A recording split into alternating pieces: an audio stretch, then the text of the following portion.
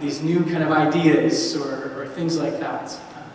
But they were gracious to me, and Doris was certainly gracious to me. Doris, or Dorji, I had to ask this because I wasn't sure.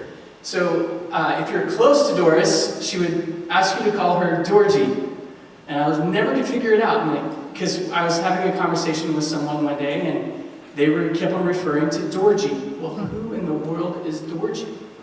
Well, it's Doris Jean, and that's why they called her Dorji. And so she kind of nicknamed herself that. So in the midst of this pastoring of Doris and Archie, I had to come to a couple of places in my life as their pastor.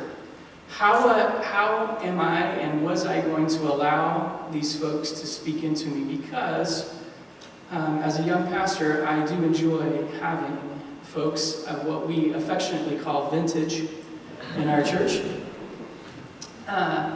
And how do I allow the vintage to teach me and not for me just to teach them? And so I came to this conclusion in the midst of my pastorate at Journey, and it's this: that if there's one word, if there's one phrase, if there's something to be learned from Doris Jessee, it is this: that she was faithful. That she is faithful when she was young, she was faithful in the midst of her middle years, and she was certainly faithful towards the ends of her life here on this planet. And we know that she is in the arms of Jesus, and she is certainly enjoying that time as well.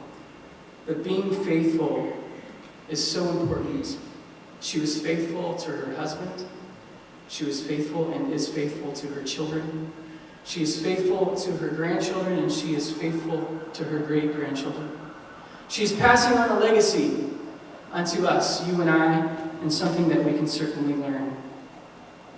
If I could choose one place and maybe one passage of Scripture that would fit Doris Jessee, it would be this out of 1 Samuel 12:24. It says, "Only fear the Lord and serve him faithfully with all your heart," as Doris has.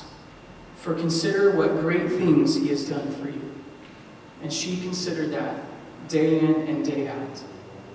She would write cards to everyone, birthdays and wedding anniversaries, or whatever it may be. She never forgot those things, and she would send cards up to the day that she could no longer write. And we would receive those cards in our mail. She loved our children genuinely, and she barely even knew them.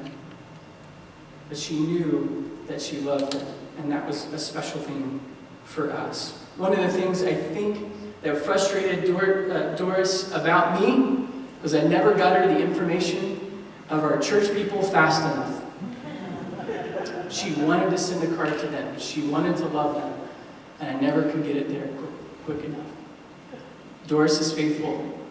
She's been faithful her entire life, and she was in love with Jesus.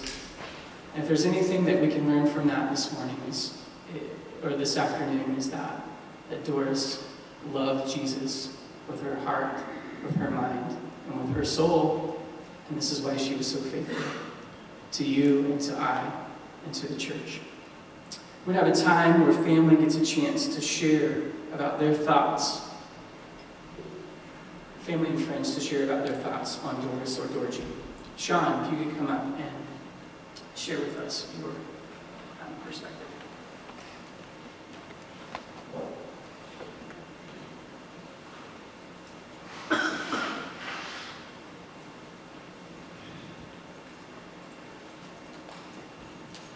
Got everything on my phone here.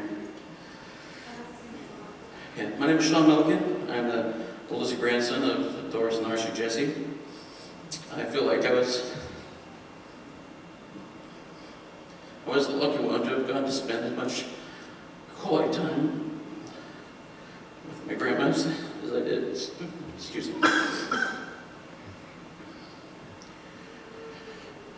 I know that my grandma prayed for me every day. And I think my life may have looked a lot different without the covering of her prayers. Thinking back, I have many great memories of her and the time we spent together. Like the time that she and I went to Colorado to visit her sister Rosella and her family in 1984. I was 9 years old. We had a great time. I remember a pillow fight between us and my great-great aunt, Hannah. I remember going to museums and seeing my first Blue Angel show with her. Another fun time was in 1991 when I took a road trip to Idaho with my grandparents to visit Doris' sister, Bets Simpson, and her husband, Bill, and their family. I had recently received my driver's permit, and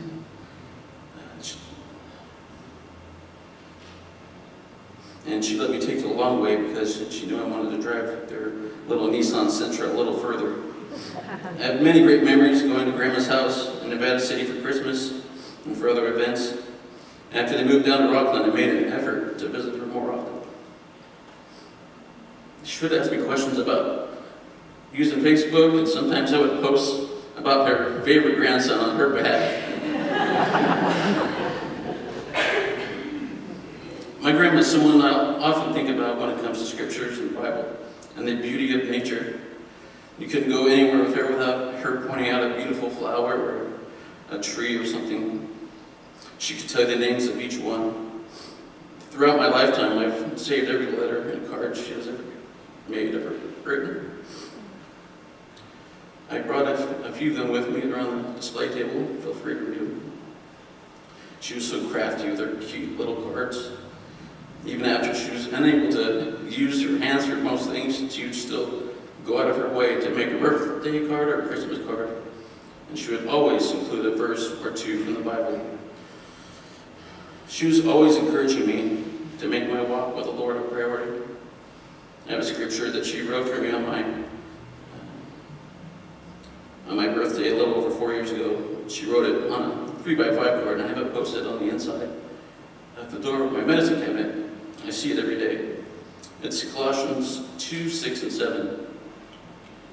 So then, here's the scripture. So then, just as you received Jesus Christ as Lord, continue to live your lives in Him, rooted and built up in Him, strengthened in the faith as you were taught, and overflowing with thankfulness. I had the privilege of spending the night with my grandfather the first night after Grandma had gone on to be with the Lord. I saw a little card on the shelf with a picture of a goose and a little poem. It was called A Nurse's Prayer. It says, "As I care for my patients today, be there with me, O Lord, I pray. Make my words kind, it means so much. And in my hands place your healing touch. Let your love shine through all that you do so that those in need may hear and feel you." That sounds so much like Doris, doesn't it? I'm going to miss my grandma greatly. She was always such a pleasure to be with. She made the time to take a great interest in my life. She was often praying for a wife for me. I'm sad that she won't get to meet her. Grandma was my biggest advocate for my line of work in selling cars. She was always asking me for more business cards. One time I took her to the doctor appointment, and as the nurse was drawing her blood, she whipped out one of my cards from her purse and handed it to him and says, "If you need to go buy a car, go see Sean in the Roseville Auto Mall." I thought that was awesome. I actually feel bad for anyone that didn't get to meet my grandma. She was a true gem and one of a kind. The last time we were all together as a family, which was just a couple months ago, she made a point to encourage us to memorize scripture. She said to set a goal to memorize just one verse every 3 months, and said, "That isn't too difficult, is it?"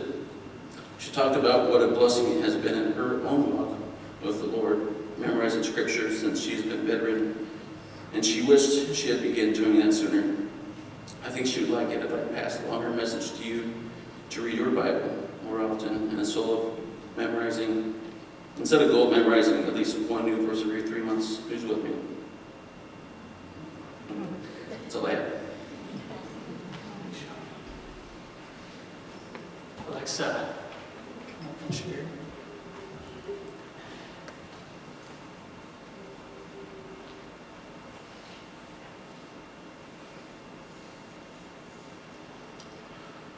My name is Alexa Jessee, and I'm Doris's granddaughter.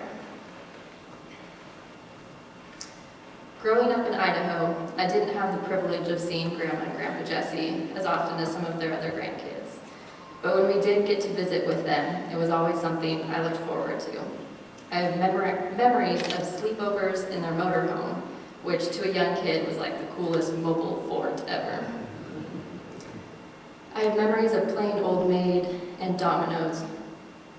But looking back now that I'm a little bit older, I realize the one thing I remember most is the love. As cliche as it sounds to state that my grandmother loved me, it's safe to say I never had doubt of that fact. I still have a box full of letters and cards, accompanied with little poems or magazine articles that she wanted me to read. She never failed to send something to the four of us kids for our birthday, always giving us small things that reflected her thoughtfulness.